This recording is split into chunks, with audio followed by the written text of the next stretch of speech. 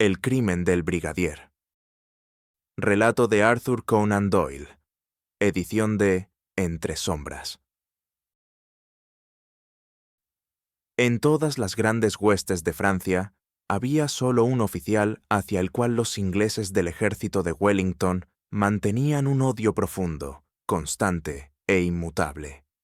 Había saqueadores entre los franceses, hombres violentos, jugadores, duelistas y libertinos.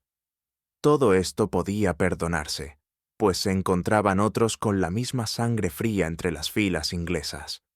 Pero un oficial de las fuerzas de Massena había cometido un crimen indescriptible, inaudito, abominable, solo para ser mencionado con maldiciones a última hora de la noche, cuando una segunda botella había soltado las lenguas de los hombres.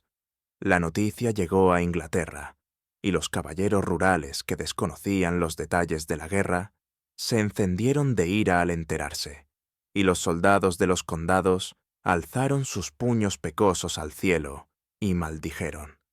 Y sin embargo, ¿quién sería el autor de este terrible hecho sino nuestro amigo el brigadier Etienne Gerard, de los húsares de Conflans, de alegre cabalgata, con penacho, elegante, el favorito de las damas y de las 6 brigadas de caballería ligera? Pero lo extraño es que este galante caballero cometió este acto aborrecible y se convirtió en el hombre más impopular de la península, sin saber jamás que había cometido un crimen para el que apenas existe nombre en todos los recursos de nuestro idioma. Murió de viejo, y jamás, con esa imperturbable confianza en sí mismo que adornaba o desfiguraba su carácter, supo que tantos miles de ingleses lo habrían ahorcado con gusto. Al contrario, contaba esta aventura entre las demás hazañas que ha dado al mundo, y muchas veces reía y se abrazaba a sí mismo al narrarla al entusiasta círculo que se reunía a su alrededor en ese humilde café donde, entre la cena y el dominó, contaba, entre lágrimas y risas, ese inconcebible pasado napoleónico cuando Francia, como un ángel de ira, se alzó, espléndida y terrible, ante un continente acobardado. Escuchémoslo mientras narra la historia a su manera y desde su propio punto de vista.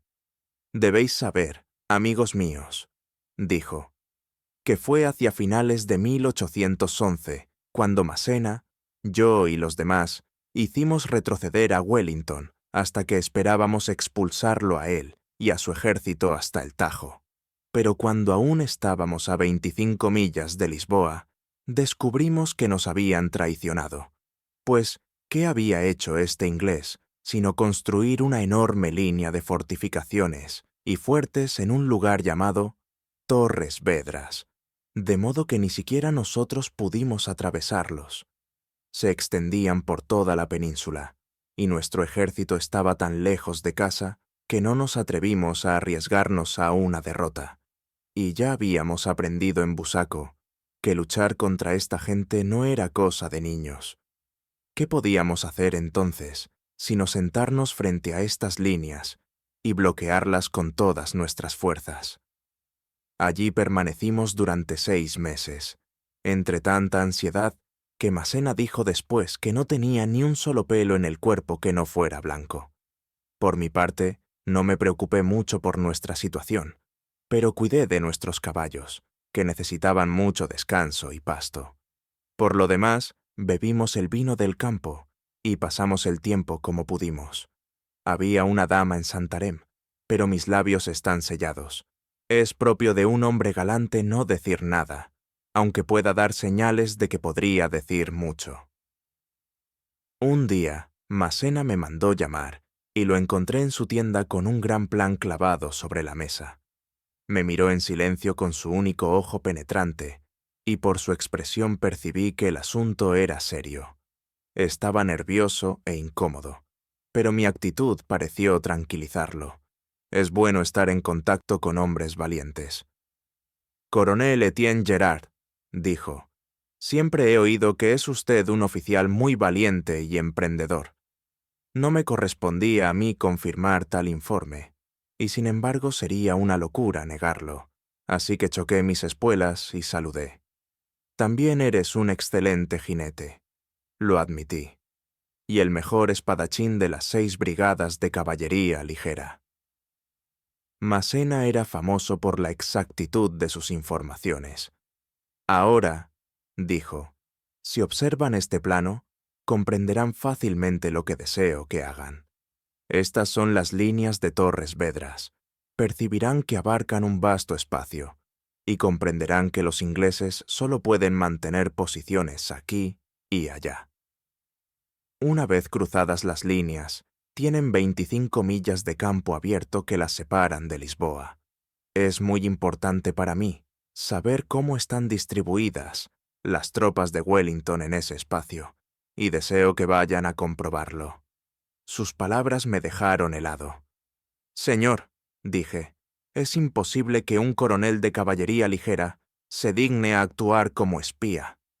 Él se rió y me dio una palmadita en el hombro. No serías húsar si no fueras un impulsivo, dijo. Si me escuchas, comprenderás que no te he pedido que actúes como espía. ¿Qué te parece ese caballo? Me había conducido a la entrada de su tienda, y allí estaba un cazador que conducía de un lado a otro a una criatura admirable. Era un caballo gris moteado, no muy alto, quizá de poco más de 15 manos, pero con la cabeza corta y el espléndido arco del cuello propios de la sangre árabe. Sus hombros y caderas eran tan musculosos, y sin embargo sus piernas tan finas, que me llenaba de alegría solo con contemplarlo. Un buen caballo o una mujer hermosa. No puedo mirarlos sin conmoverme, incluso ahora que 70 inviernos me han helado la sangre. Imagínate cómo fue en el año 10. Dijo Massena, es Voltigeur, el caballo más veloz de nuestro ejército. Lo que deseo es que salgas esta noche, cabalgues por el flanco de las líneas, te abras paso por la retaguardia enemiga y regreses por el otro flanco, llevándome noticias de su disposición. Llevarás uniforme y, por lo tanto, si te capturan, estarás a salvo de la muerte de un espía. Es probable que atravieses las líneas sin oposición, ya que los puestos están muy dispersos. Una vez atravesados, a la luz del día, podrás adelantar a cualquier caballo que encuentres, y si te mantienes alejado de los caminos, puedes escapar sin ser detectado. Si no te has presentado mañana por la noche, entenderé que estás capturado y les ofreceré al coronel Petrie a cambio. Ah, cómo me llené de orgullo y alegría al montar a caballo y galopar de un lado a otro para demostrarle al mariscal mi dominio sobre él. Era magnífico. Ambos éramos magníficos, pues Massena aplaudió y gritó de alegría. No fui yo, sino él, quien dijo que una bestia valiente merece un jinete valiente. Entonces, cuando por tercera vez, con mi penacho al viento y mi dolmán ondeando tras mí, lo adelanté como un rayo, vi en su rostro endurecido y envejecido que ya no dudaba de haber elegido al hombre para su propósito. Desenvainé mi sable, me llevé la empuñadura a los labios en señal de saludo y galopé hacia mis aposentos. Ya se había corrido la voz de que me habían elegido para una misión, y mis pequeños bribones salieron en tropel de sus tiendas para vitorearme. Ah, se me llenan los ojos de lágrimas al pensar en lo orgullosos que estaban de su coronel. Y yo también estaba orgulloso de ellos.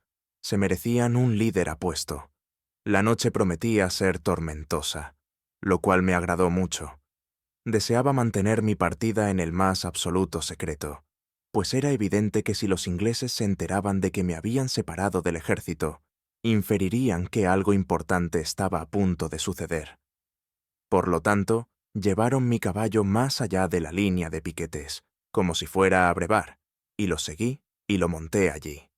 Llevaba un mapa, una brújula y un documento con instrucciones del mariscal, y con todo esto en el pecho de mi túnica y el sable a mi lado, emprendí mi aventura.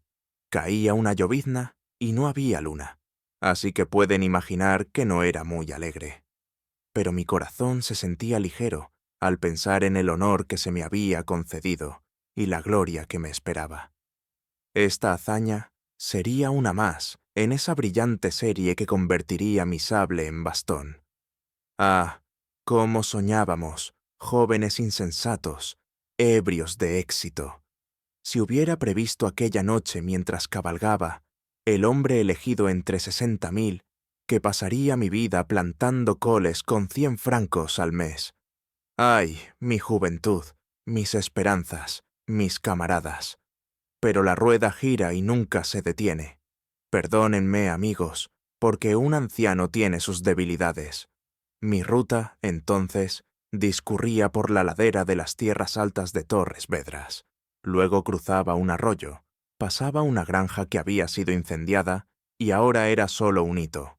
Luego atravesaba un bosque de alcornoques jóvenes, y así hasta el monasterio de San Antonio, que marcaba la izquierda de la posición inglesa. Aquí giré hacia el sur y cabalgué silenciosamente por las colinas, pues era en este punto donde Massena pensó que me sería más fácil encontrar el camino sin ser visto, a través de la posición. Iba muy despacio, pues estaba tan oscuro que no podía ver mi mano al frente. En tales casos, dejo las riendas sueltas y dejo que mi caballo elija su propio camino. Voltiger avanzaba con confianza, y yo estaba muy contento de montarme en su lomo y mirar a mi alrededor, evitando cualquier luz. Durante 3 horas avanzamos con cautela, hasta que me pareció que había dejado atrás todo peligro. Entonces avancé con más brío, pues deseaba estar en la retaguardia de todo el ejército al amanecer. Hay muchos viñedos por aquí, que en invierno se convierten en llanuras abiertas, y un jinete encuentra pocas dificultades en su camino. Pero Massena había subestimado la astucia de estos ingleses, pues al parecer no había una sola línea de defensa, sino 3, y era la tercera, la más formidable, la que yo atravesaba en ese instante. Mientras cabalgaba, eufórico por mi propio éxito, una linterna brilló repentinamente ante mí, y vi el destello de cañones pulidos y el brillo de una casaca roja.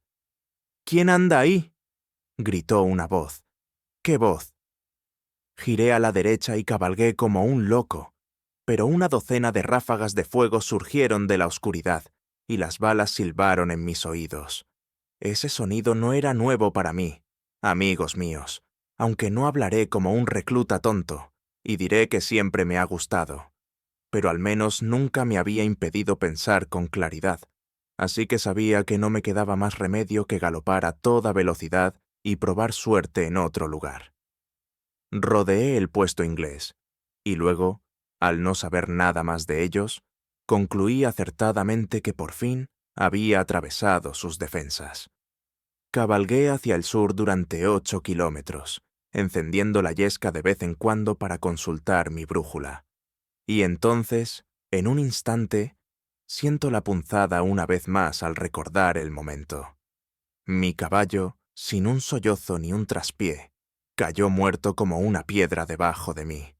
Nunca lo supe, pero una de las balas de ese piquete infernal le había atravesado el cuerpo. La valiente criatura no se inmutó ni se debilitó, sino que se fue con vida. En un instante me sentía seguro en el caballo más veloz y elegante del ejército de Massena. Al siguiente, él yacía de costado, valiendo solo el precio de su piel, y yo allí estaba, la criatura más indefensa y desgarbada de todas, un húsar desmontado. ¿Qué podía hacer con mis botas, mis espuelas, mi sable descolgado? Estaba muy dentro de las líneas enemigas. ¿Cómo podía esperar regresar? No me avergüenza decir que yo, Etienne Gerard, me senté en mi caballo muerto y hundí mi cara entre mis manos en mi desesperación. Ya las primeras rayas blanqueaban el este. En media hora amanecería. Que hubiera superado todos los obstáculos y luego, en este último instante, quedara a merced de mis enemigos, mi misión arruinada y yo mismo prisionero. ¿No era suficiente para romperle el corazón a un soldado? Ánimo, amigos. Tenemos momentos de debilidad, incluso los más valientes. pero mi espíritu es como una pieza de acero, pues cuanto más la doblas, más alto se eleva. Un espasmo de desesperación, y luego una mente de hielo y un corazón de fuego. Aún no todo estaba perdido. Yo, que había superado tantos peligros, también superaría este. Me levanté del caballo y consideré que era lo mejor que podía hacer. Y ante todo, era seguro que no podría regresar. Mucho antes de que pudiera cruzar las líneas, sería de día. Debía esconderme durante el día y dedicar la noche siguiente a mi escape. Tomé la silla, las pistoleras y la brida del pobre Voltigeur y las oculté entre unos arbustos, para que nadie que lo encontrara supiera que era un caballo francés. Luego, dejándolo allí tendido, seguí vagando en busca de un lugar seguro donde pudiera pasar el día. En todas direcciones podía ver fogatas en las laderas de las colinas, y ya se habían empezado a mover figuras a su alrededor. Debía esconderme rápido, o estaría perdido. Pero ¿dónde iba a esconderme? Me encontraba en un viñedo. Los postes de las vides aún estaban en pie, pero las plantas habían desaparecido. No había refugio allí. Además, necesitaría comida y agua antes de que cayera otra noche. Me apresuré a avanzar a través de la oscuridad menguante, confiando en que la suerte me acompañaría. Y no me decepcioné. Chance es una mujer, amigos míos, y siempre tiene la mirada puesta en un húsar valiente. Pues bien, mientras avanzaba a trompicones por el viñedo, algo apareció ante mí, y me topé con una gran casa cuadrada con otro edificio largo y bajo a un lado. Allí se cruzaban 3 caminos, y fue fácil ver que se trataba de la posada. No había luz en las ventanas, y todo estaba oscuro y silencioso. Pero, por supuesto, sabía que aquel cómodo alojamiento estaba ocupado, probablemente por alguien importante. Sin embargo, he aprendido que cuanto más cerca está el peligro, más seguro es el lugar, así que no me sentía en absoluto inclinado a alejarme de aquel refugio. El edificio bajo era evidentemente el establo, y entré sigilosamente, pues la puerta no tenía pestillo. El lugar estaba lleno de bueyes y ovejas, reunidos allí, sin duda, para estar fuera de las garras de los merodeadores. Una escalera conducía a un desván, y subí hasta él y me oculté cómodamente entre unos fardos de heno en la parte superior. Este desván tenía una pequeña ventana abierta, y pude ver la fachada de la posada, y también el camino. Allí me agaché, y esperé a ver qué pasaba. Pronto me di cuenta de que no me había equivocado al pensar que este podría ser el cuartel de alguien importante. Poco después del amanecer, llegó un dragón ligero inglés con un despacho, y desde entonces el lugar se convirtió en un caos, con oficiales cabalgando continuamente. Siempre el mismo nombre en sus labios: Sir Stapleton, Sir Stapleton. Me costaba mucho permanecer allí tumbado, con el bigote seco, observando las grandes jarras que el posadero les traía a estos oficiales ingleses. Pero me divertía contemplar sus rostros colorados, bien afeitados y despreocupados, y preguntarme qué pensarían si supieran que una persona tan célebre yacía tan cerca de ellos. Y entonces, mientras yacía y observaba, vi algo que me llenó de sorpresa. Es increíble la insolencia de estos ingleses. ¿Qué creen que hizo milord Wellington al descubrir que Massena lo había bloqueado y que no podía mover su ejército? Podrían darles varias conjeturas. Podrían decir que se enfureció, que se desesperó, que reunió a sus tropas y les habló de gloria y de la patria antes de conducirlas a una última batalla. No, milord no hizo nada de eso, pero envió un barco de la flota a Inglaterra para traerle varios perros cazadores de zorros, y él y sus oficiales se dispusieron a cazar al zorro. Es cierto lo que les digo. Tras las líneas de Torres Vedras, estos ingleses enloquecidos se dedicaban a la caza del zorro 3 días a la semana. Habíamos oído hablar de ello en el campamento, y ahora yo mismo iba a comprobar que era cierto. Pues por el camino que he descrito, venían estos mismos perros, 30 o 40, blancos y marrones, cada uno con la cola en el mismo ángulo, como las bayonetas de la vieja guardia. ¡A fe mía! ¡Qué bonito espectáculo! Y detrás y en medio de ellos cabalgaban 3 hombres con gorras de visera y casacas rojas, que entendí que eran los cazadores. Tras ellos venían muchos jinetes con uniformes de diversos tipos, desfilando por los caminos de 2 en 2 y de 3 en 3, charlando y riendo. No parecían ir más allá del trote, y me pareció que, en efecto, esperaban atrapar un zorro lento. Sin embargo, era asunto suyo, no mío, y pronto todos pasaron por mi ventana y se perdieron de vista. Esperé y observé, listo para cualquier oportunidad que se presentara. En ese momento, un oficial, con un uniforme azul similar al de nuestra artillería aérea, llegó al galope por el camino. Era un hombre mayor, corpulento y con patillas grises. Se detuvo y empezó a hablar con un oficial de dragones que esperaba fuera de la posada. Fue entonces cuando aprendí la ventaja del inglés que me habían enseñado. Podía oír y entender todo lo que decían. «¿Dónde está la reunión?», preguntó el oficial, y pensé que ansiaba su bistec. Pero el otro le respondió que estaba cerca de Altara, así que vi que era el lugar del que hablaba. «Llega usted tarde, señor George», dijo el ordenanza.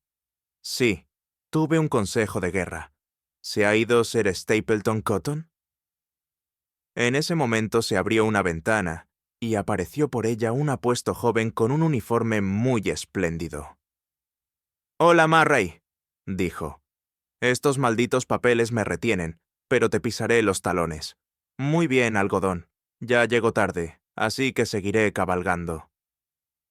«¿Podrías ordenar a mi mozo de cuadra que traiga mi caballo?», dijo el joven general desde la ventana a la ordenanza de abajo, mientras el otro seguía camino abajo. El ordenanza se dirigió a un establo remoto, y en pocos minutos apareció un elegante mozo de cuadra inglés con una escarapela en el sombrero, guiando un caballo por las riendas. Y, amigos míos, nunca han conocido la perfección que puede alcanzar un caballo hasta que han visto a un cazador inglés de primera clase. Era soberbio, alto, ancho, fuerte y, sin embargo, tan grácil y ágil como un ciervo. Era de color negro carbón, y su cuello, su hombro, sus cuartos traseros y sus menudillos. ¿Cómo podría describirlo todo? El sol brillaba sobre él como sobre ébano pulido, y alzó los cascos en un pequeño baile juguetón, con tanta ligereza y gracia, mientras sacudía la crin y relinchaba con impaciencia. Nunca había visto tal mezcla de fuerza, belleza y gracia. Me había preguntado a menudo cómo los húsares ingleses habían logrado derrotar a los cazadores de la Guardia en el asunto de Astorga, pero ya no me lo pregunté cuando vi los caballos ingleses. Había una anilla para sujetar las bridas en la puerta de la posada, y el mozo ató el caballo allí al entrar en la casa. En un instante vi la oportunidad que el destino me había brindado. Si estuviera en esa silla, estaría mejor que cuando empecé. Ni siquiera Voltigeur podría compararse con esta magnífica criatura. Pensar es actuar conmigo. En un instante estaba bajando la escalera y en la puerta del establo. Al siguiente estaba fuera con la brida en la mano. Me subí a la silla de un salto. Alguien, el amo o el hombre, gritó desesperadamente detrás de mí. ¿Qué me importaban sus gritos? Espoleé al caballo y se lanzó hacia adelante con tal brío que solo un jinete como yo podría haberlo montado. Le di la espalda y lo dejé ir. Me daba igual a dónde, siempre que dejáramos esta posada lejos. Se alejó a toda velocidad por los viñedos, y en pocos minutos me había distanciado kilómetros de mis perseguidores. En aquella región agreste ya no podían distinguir en qué dirección me había ido. Sabía que estaba a salvo, así que, cabalgando hasta la cima de una pequeña colina, saqué mi lápiz y mi cuaderno del bolsillo y procedí a trazar los planos de los campamentos que veía y a dibujar el contorno del terreno. Era una criatura encantadora sobre la que me senté, pero no era fácil dibujar sobre su lomo, pues de vez en cuando levantaba las orejas y se sobresaltaba y temblaba de impaciencia. Al principio no entendía este truco suyo, pero pronto observé que solo lo hacía cuando un ruido peculiar, joy, joy, joy, provenía de algún lugar entre los robledales que había debajo de nosotros. Y entonces, de repente, este extraño grito se transformó en un alarido terrible, con el frenético sonido de un cuerno. Al instante, este caballo enloqueció. Sus ojos ardían. Su crin se erizó. Saltó del suelo una y otra vez, girando y dando vueltas frenéticamente. Mi lápiz voló en una dirección y mi cuaderno en otra. Y entonces, al mirar hacia el valle, una visión extraordinaria se presentó ante mis ojos. La caza se precipitaba por ella. No podía ver al zorro, pero los perros ladraban a toda velocidad, con el hocico bajo y la cola alta, tan juntos que parecían una gran alfombra amarilla y blanca en movimiento. Y detrás de ellos cabalgaban los jinetes. ¡Qué espectáculo! Piensen en todos los tipos que un gran ejército podría exhibir. Algunos con uniforme de caza, pero la mayoría uniformados. Dragones azules, dragones rojos, húsares con pantalones rojos, fusileros verdes, artilleros, lanceros con flecos dorados y, sobre todo, rojo, rojo, rojo, pues los oficiales de infantería cabalgan con la misma agresividad que la caballería. ¡Qué multitud! Algunos bien montados, otros mal, pero todos avanzando como podían, tanto el subalterno como el general, empujando y abriéndose paso, espoleando y arremetiendo, con todo pensamiento perdido, salvo el de tener la sangre de este zorro absurdo. En verdad, son un pueblo extraordinario los ingleses, pero tuve poco tiempo para observar la caza o maravillarme con estos isleños, pues de todas estas criaturas enloquecidas, el caballo sobre el que yo iba era el más enloquecido. Comprenderás que él mismo era cazador, y que el aullido de estos perros era para él lo que el toque de una trompeta de caballería en la calle sería para mí. Lo emocionaba, lo volvía loco. Una y otra vez saltaba por los aires, y luego, agarrando el freno entre los dientes, se lanzaba cuesta abajo y galopaba tras los perros. Juré, tiré y jalé, pero no podía hacer nada. Este general inglés montaba a caballo con un solo filete, y la bestia tenía una boca de hierro. Era inútil detenerlo. Era como intentar apartar a un granadero de una botella de vino. Lo dejé, desesperado, y, acomodándome en la silla, me preparé para lo peor que pudiera ocurrir. ¡Qué criatura! Nunca había sentido un caballo como ese entre mis rodillas. Sus grandes cuartos traseros se componían a cada zancada, y avanzaba cada vez más rápido, estirado como un galgo, mientras el viento me golpeaba la cara y silbaba junto a mis oídos. Llevaba nuestra casaca, un uniforme sencillo y oscuro de por sí, aunque algunas figuras le dan distinción a cualquier uniforme, y había tomado la precaución de quitarme el largo penacho de mi peto. El resultado fue que, en medio de la mezcla de atuendos de la cacería, no había razón para que el mío llamara la atención, ni para que estos hombres, cuyas mentes estaban centradas en la persecución, me prestaran atención. La idea de que un oficial francés pudiera cabalgar con ellos era demasiado absurda para que se les pasara por la cabeza. Reí mientras cabalgaba, pues, de hecho, en medio de todo el peligro, había algo cómico en la situación. He dicho que los cazadores estaban montados de forma muy desigual, y así, al cabo de unas cuantas millas, en lugar de formar un solo cuerpo de hombres, como un regimiento cargando, estaban dispersos en un espacio considerable, con los mejores jinetes junto a los perros y los demás alejándose.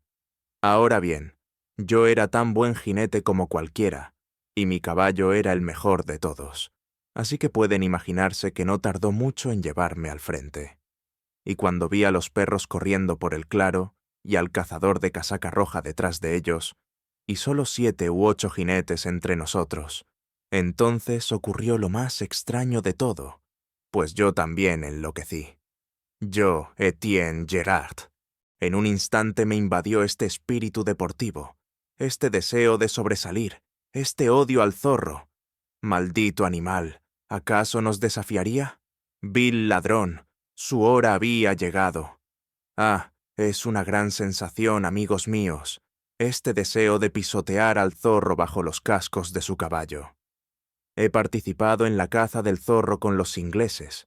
También, como les contaré algún día, he participado en la pelea de box con el Bustler de Bristol.